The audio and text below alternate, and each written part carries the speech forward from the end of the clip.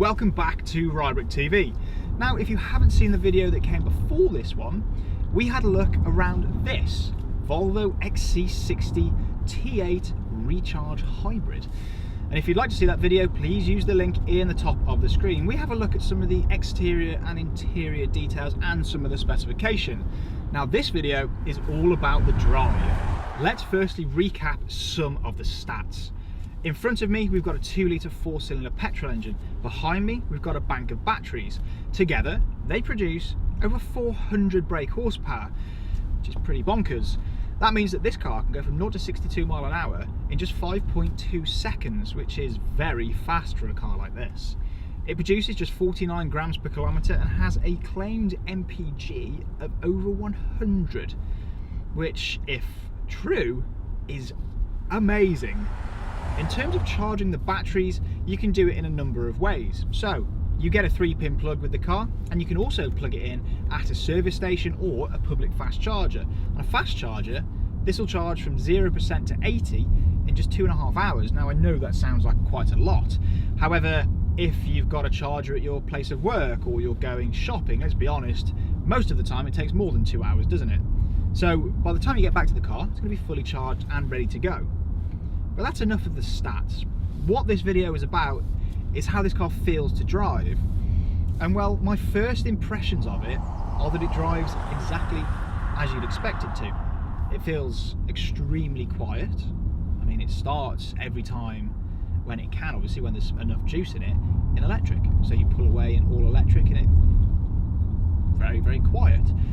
The road noise as well is very impressive. Now, this has got the big 21-inch alloy wheels on it as well, and it's still very quiet in here. The roads here as well are very potholy and very rough, so you'd expect you to get a lot of tyre noise and a lot of noise through the cabin, but you just don't. It's very lovely.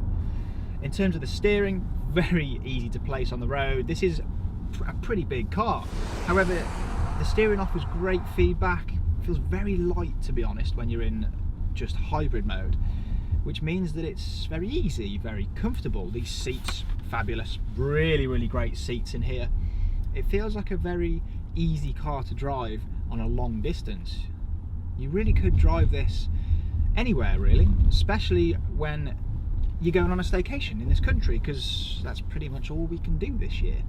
Load this car up with accessories, you've got plenty of room in the back, there's loads of room in the boot, which we mentioned in the video before. Again, if you'd like to see that, link in the top of the screen. But what happens when you go down to your drive mode button down here and change the car? So at the minute, we're in hybrid. We've got a couple of driving modes. We've got hybrid, we've got pure, which means that the car will drive on battery as much as it possibly can, obviously, until they run out. At the top, we've got constant all-wheel drive, and then you've got power, and that is what I want to find out now. So we're now in power. It's the first time putting my foot down in this car. Remember, over 400 horsepower. I mean, it picks up rather well. You can feel initially when you put your foot down, you can feel the electric power aiding just while the gearbox, the 8-speed automatic gearbox, drops. It feels a little bit weird, if I'm honest, but you can feel that electric punch in your back, which again is being used to fill in the gaps when the petrol engine isn't working at its best. Case in point, dropping down gears.